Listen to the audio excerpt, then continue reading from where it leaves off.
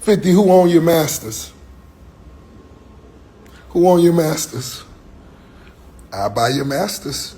You better I will buy your masters.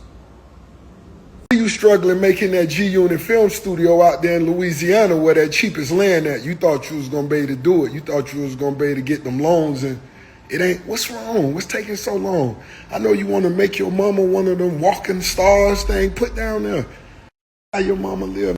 Make her own walking star.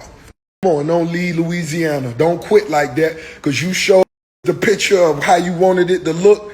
We call it renderings. You had the renderings, then you try to go get them loans, and ain't nobody loan you that money.